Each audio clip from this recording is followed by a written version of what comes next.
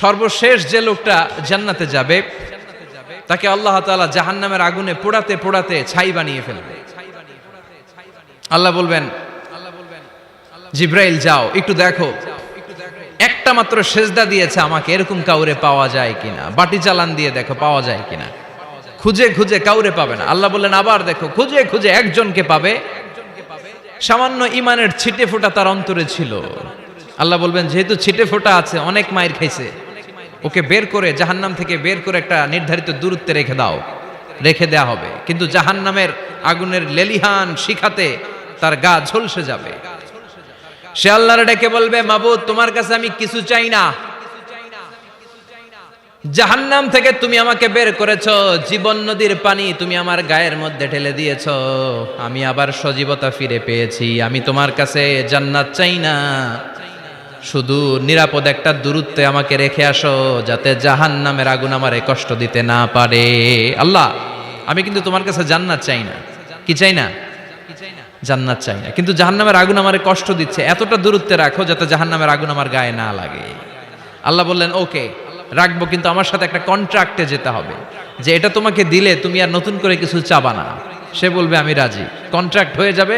আল্লাহ জিব্রাইলরে বলবেন যাও এমন দূরত্বে রাখো যাতে জাহান্নামের আগুন ওরে কষ্ট না দেয়।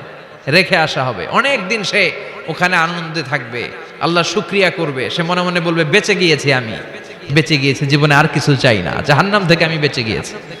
অনেকদিন থাকার পরে মনে মনে ভাববে বাইসা তো গেছি, কিন্তু নতুন করে একটু ট্রাই করে দেখি, জাহান্নামের সৌন্দর্যের দৃশ্য একটু চোখ দিয়ে অবলোকন করা যায় কিনা। সে আল্লাহরে ডেকে বলবে আল্লাহ ইনদি সুআল, আমার একটা ফরিয়াদ আছে। কি ফরিয়াদ? আল্লাহ আগেই বলে রাখি আমি কিন্তু জান্নাতে যেতে চাই না। আল্লাহ বলবেন কি চাও? সে বলবে আল্লাহ তোমার জান্নাতটা তুমি কত সুন্দর করে বানিয়েছো, আমি একটা নজর শুধু দেখতে চাই। জান্নাতের দরজার সামনে নিয়ে যদি আমারে বসিয়ে রাখো, দ্যাটস ইনাফ, আর কিছু চাই না, শুধু জান্নাতের দরজার সামনে। আল্লাহ বললেন তুই না ওয়াদা করেছিস, তুই না চুক্তি করেছিস। সে বলবে আল্লাহ আমারে হতভাগা বানাইয়া তোমার কি লাভ? সুবহানাল্লাহ পড়েন। আমারে তুমি হতভাগা বানিও না। আল্লাহ বলে ঠিক আছে, আবার সিগনেচার কর যে জান্নাতের দরজার সামনে বসিয়ে দিলে আর কিছু চাবি না। সে সিগনেচার করে বলে আমি চাবো না। আল্লাহ বললেন জিব্রাইল বেচারারে ধরে জান্নাতের গেটের সামনে বসায় দে। এবার জান্নাতের গেটের সামনে বসে বসে জান্নাতের সৌন্দর্য দেখা শুরু করবে। সুবহানাল্লাহ। এমন সৌন্দর্য যেটা চোখ দিয়ে কেউ দেখে নাই, কান দিয়ে শোনে নাই। ওই সৌন্দর্য চোখে দেখে, কান দিয়ে আওয়াজ শুনে, মাগার ভোগ করতে পারে না। অন্তরে জ্বালা আছে না নাই? এয়ার কন্ডিশনের রুমে ঢুকতে না পারলেও, এয়ার কন্ডিশনের রুমের দরজার বাইরে দাঁড়ালো, এয়ার কন্ডিশনের রুমের একটা ঠান্ডা বাতাস গায়ে লাগে না? কথা বলেন তো। ও যখন জান্নাতের দরজার সামনে দাঁড়াবে, ওর গায়েও এরকম জান্নাতের ঠান্ডা বাতাসের হিমেল ছোঁয়া গাটাকে শীতল করে দিবে। ওই শীতল হয়ে যাওয়ার পরে আর তো সহ্য হবে না, আবার আল্লাহরে ডাকবে। মনে মনে ভাববে আর একটু ট্রাই করি না, দোষ কি, আস্তে আস্তে অনেক দূর তো আগাইছি। সুবহানাল্লাহ কইবেন না? এবার আল্লাহরে বলবে আল্লাহ ইনদি সুআল, আল্লাহ তুমি যদি কোনো বিষয়ে নতুন করে ডিসিশন নাও, তোমারে জিজ্ঞেস করার মতো কি কেউ আছে? আল্লাহ বলে না, আমি তো সব রাজার বড় রাজা, মহারাজা, আমার উপরে তো কারো কথা চলে না। ওই হতভাগা লোকটা বলবে আল্লাহ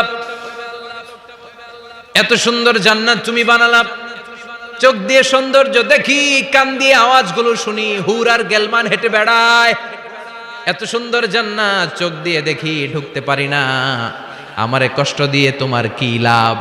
ও আল্লাহ আমারে তুমি মাফ করে দাও, জান্নাতের চিপার মধ্যে এক কর্নারে তুমি একটু আমারে জায়গা করে দাও।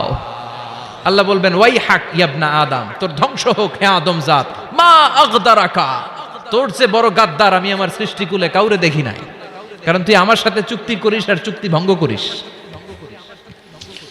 আল্লাহর রহমতের দরিয়ায় তখন জোশ খেলে যাবে, ওর আকুতি মিনতি চাহনি আল্লাহর রহমতের দরিয়ার মধ্যে জোশ লাগিয়ে দিবে।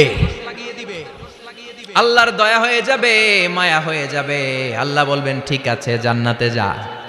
লোকটা এবার এক দৌড়ে জান্নাতের ভিতরে ঢুকে যাবে। লোকটার দৌড় দেখে আবার লোকটারে আল্লাহ ডেকে বলবে একটু দাঁড়া, একটু দাঁড়া, জান্নাত তো দিছি, তো দৌড় দিলি কেন? সুবহানাল্লাহ কইবেন না? লোকটি বলবে আল্লাহ প্ল্যান তো আমি কম করি নাই, এত চেষ্টার ফলে আমি আসতে পারছি, আবার যদি তুমি বাইর করে দাও, এই জন্য এক দৌড়ে এমন চিপার মধ্যে লুকামো যাতে তুমি আমার না দেখো। আবার আল্লাহর রহমতের দরিয়ায় জোশ খেলে যাবে, আল্লাহ কাছে ডাকবে, কাছে আয়, ও গোলাম তোর কি মনে চায় আমারে বল, আজকে তুই চাইতে থাক, আমি দিতে দিতে তোর মনের সব আশা পূরণ করে দেব। লোকটা খুশি হয়ে বলবে, আল্লাহ আমারে এটা দাও, বাড়ি দাও, গাড়ি দাও, নারী দাও, এটা দাও, ওটা দাও, একের পর এক চাইতে থাকবে, আল্লাহ সব তারে দিতে থাকবে। চাইতে চাইতে লোকটার সব চাওয়া যখন শেষ, সে বলবে, আল্লাহ আর আমার চাওয়ার কিছু নাই। আল্লাহ বলেন, নো, এত তাড়াতাড়ি যে তুমি খেলা শেষ করতে পারবা না মনু, আমার সাথে তোমার এই খেলা আরো লম্বা সময় চলতে হবে, তোমার অনেক কিছু চাইতে হবে। তুই আজকে চাইতে চাইতে তোর সব চাও আমার কাছে বলবি, আর আমি দিতে দিতে তোর জীবন ধন্য করে দেব। সে আবার চাইতে শুরু করবে, আল্লাহ এটা দাও, ওটা দাও, ওটা দাও, আল্লাহ দিতে দিতে সব দিবে। এরপরে বলবে, আল্লাহ মাফও চাই, দোয়াও চাই, আর চাওয়ার কিছু নাই। আল্লাহ বলবেন, তাই ঠিক আছে, তোরে আমি জান্নাতে ঢুকাই দিলাম, তবে মনে রাখিস তোর জান্নাতটা হবে সবচেয়ে ছোট জান্নাত, আর তোর জান্নাতটা হবে এই পৃথিবীর 10 গুণ। চিল্লায় এখন সুবহানাল্লাহ। বুখারীর বর্ণনা, আখিরু মান দাখালাল জান্নাহ, যে লোকটা সর্বশেষ অনেক মাইর খাইয়া রিমান্ডে থাকার পরে জান্নাতে ঢুকবে, তার জান্নাতটা যদি পৃথিবীর 10 গুণ হয়, তাহলে আমাদের সবাইরে ফেরদাউসে ঢুকাতে আল্লাহর কোনো সমস্যা আছে? চিল্লায় বলেন, সমস্যা আছে? এজন্য আমরা আল্লাহর কাছে কোন জান্নাত চাই? কথা বলেন।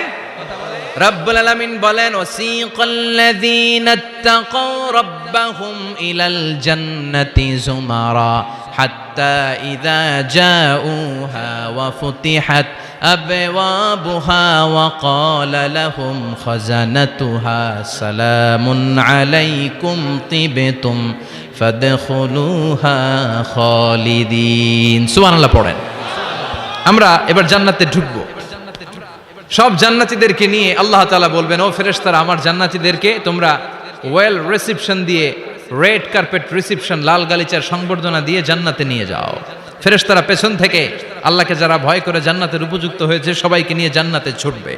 ওমিয়া, কোন প্রোগ্রামে যদি মন্ত্রী আসে, মেম্বার অফ দ্য পার্লামেন্ট আসে, কিংবা প্রধানমন্ত্রী আসে, ওনার শুভাগমন উপলক্ষে আমরা অনেকগুলো ওয়েলকামিং রিসেপশন গেট বানাই না?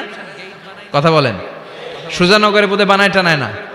আজকের মাহফিলের তো কয়েকটা গেট দেখলাম আমি, বানাই না আমরা? Welcoming reception gate. জান্নাতীদের জন্য এরকম, আপনারা যারা ফেরদাউসে ঢুকবেন আপনাদের জন্য এরকম ওয়েলকামিং রিসেপশন গেট থাকবে। ফেরেশতা